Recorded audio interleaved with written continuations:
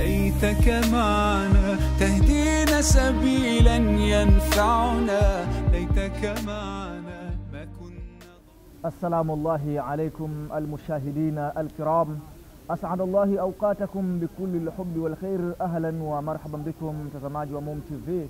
Karibu sana katika kipindi cha Daraja la Iman, ikiwa tuko ndani ya mwezi mtukufu wa Ramadhani, na hii leo tutakwenda kuangazia mambo kadha wa kadha. Nini tunapaswa kufanya ndani ya mwezi huu mtukufu wa Ramadhani? Langu jina ni Furqani Muhammadi, lakini siko peke yangu, niko na mgeni hapa. Atajitambulisha, atatuambia anaitwa nani, na tutaweza kujua ametuandalia kitu gani katika siku hii ya leo. Asalamu alaykum. Wa alaykum salaam wa rahmatullahi wa barakatuh. Naam, unaitwa nani Sheikh wangu? Majina naitwa Abbas Muhammad Omar. Naam, Sheikh Abbas Muhammad Omar.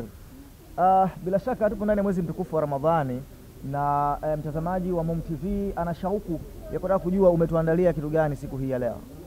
Siku hii ya leo tumeamua au tumejipanga kuhusiana na kitu ambacho ni muhimu au ni vitu ambavyo vinahitajika kufanyika katika mwezi mtukufu wa Ramadhani. Naam, unapozungumzia vitu muhimu ambavyo vinahitajika kufanya ndani ya mwezi mtukufu wa Ramadhani, ni kama vitu gani? Labda utufafanulie kwa kina zaidi. Ukiongelea vitu ambavyo vinahitajika kufanyika katika mwezi mtukufu wa Ramadhani, ni vitu vingi sana ambavyo ni vya kheri na Allah ataviridhia. Ila vipo vingi, mfano kama ni kufanya ibada ambayo ile Mungu anaikubali na anaitaka kwa usahihi. Zipo ibada nyingi za kufanya, lakini katika mwezi wa Ramadhani zinakuwa ni zaidi ya unavyofanya katika siku za kawaida. Kama mfano ibada ambazo ni ibada ya kwanza ni funga. Hii funga yenyewe ya Ramadhani. Ibada ya pili tuseme ni swala. Ibada ya tatu ni kufanya matendo yote ambayo Allah ataridhia katika mwezi huu mtukufu wa Ramadhani, au hata siku nyingine zozote ambazo tunaishi hapa duniani kwa ajili ya kumwamini Allah subhanahu wa ta'ala. Naam, ustadhi, umetuambia ni mambo gani ambayo watu wanatakiwa kuyafanya ndani ya mwezi huu mtukufu wa Ramadhani. Ndio. Lakini ni mambo gani ambayo pia watu hawaruhusiwi kuyafanya ndani ya mwezi huu mtukufu? Katika mwezi huu, kwanza ni mwezi mkubwa ambao ni mwezi wa rehema nyingi, na mwezi ambao ni mwezi tofauti ambao ukiangalia na mwezi yote yaliyopo. Ila kikubwa zaidi katika mwezi huu ambao utakiwa kukifanya ni kufanya mambo ambayo yamekatazwa au hayaruhusiwi kisheria na Kiislamu. Mfano wa mambo hayo ni kama yapi? Mfano wa mambo hayo ni kuangalia video ambazo hazistahili kuangaliwa, au kufanya mambo ambayo hayastahili kufanya kama kucheza karata, kucheza bao. Vyote hivyo ni vitu ambavyo haviruhusiwi katika Ramadhani. Naam, sasa kwa mujibu wa dini yetu, ikitokea mtu amefanya mambo namna kama hiyo na akiwa yupo ndani ya saumu, hukumu yake hapo imekaa katika muktadha upi? Hukumu hapo huwezi ukatoa moja kwa moja, lakini hukumu ambayo ipo wazi na kila mtu anayejua katika Waislamu, basi ni hukumu kwamba ile funga yake inaweza ikafungua thamani kwa Mwenyezi Mungu. Wakati mwingine inaweza isiwepo kabisa, ama kuna mambo mengine ukifanya inaweza isiwepo kabisa na ikaondoka. Mfano ukifanya sexual intercourse, inaweza ikaondoa funga yako yote na ukahitajika ulipe. Ila sio kulipa kwa hela, ni lazima ulipe kwa kufunga. Tumezungumzia kwamba mambo ya kumpendelesha Allah subhanahu wa ta'ala. Ndio. Lakini wengi wetu tumekuwa tuna desturi kwamba ikifika saa 12 alfajiri mpaka 12 jioni tunakuwa ni watu wema, lakini baada ya hapo kuna mambo tofauti yanaendelea. Hii imekaaje Sheikh?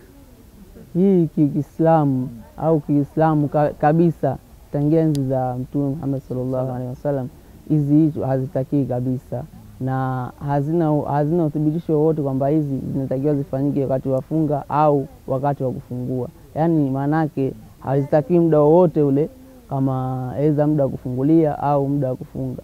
Muda wote hazitaki kufanyika. Na mtazamaji wa Mom TV, tumekuangazia mambo mengi kubwa. Tumezungumzia ni mambo gani Muislamu anapaswa kuyafanya, lakini pia ni mambo gani ambayo anapaswa kuyaacha. Kwa kumalizia, niko na swali la mwisho hapa. Tunasema kwamba mtu anapofunga ni haramu kuweza kula, sawa? Sasa hii imekaaje kwa wapishi wetu wale? Aidha wanapika iftari, unajua kuna wakati mwingine unapika sukari ama chumvi ni lazima utesti ujue imekolea ama la. Hii iko vipi Sheikh? Katika Uislamu hiyo sio mbaya kwa wanawake, lakini sio kwamba uonje ili ule. Yani unadota kwa sababu sehemu za kudota ni ulimi, sio mdomoni kwamba umezi, ni ulimi tu. Kwa hiyo ulimi una testi nyingi sana. Kusoma katika biology kule utazikuta nyingi. Kuna testi ya sukari, kuna testi ya chumvi. Ila testi ya chumvi ipo hapa mbele ya ulimi. Kwa hiyo katika kutesti sio kwamba utameza, ila utaweka tu hapa basi utajua kwamba chumvi ipo au haipo, kisha utatema na somo yako itaendelea hivyo hivyo, hamna shida wala nini. Asante sana. Na mtazamaji wa MUM TV, huyu ni Sheikh wetu Sheikh Abbas akitupatia ufafanuzi wa mambo kadha wa kadha, ikiwemo nini tunapaswa kufanya ndani ya mwezi mtukufu wa Ramadhani na ni mambo gani tunapaswa kuyaacha. Mimi ni Furkan Muhammad, lakini kipindi chote hiki kimesimamiwa na mwamba leo kwa nyuma ya kamera Mr. Ayub Lukali, na mpaka kufika hapa hatuna la ziada. Tukutane wakati mwingine. Assalamu alaikum wa rahmatullahi wa barakatuh. ليتك معنا ما كان بأمتنا فقير، ليتك معنا نرعى يتيما نؤوي كثير، ليتك معنا بزمان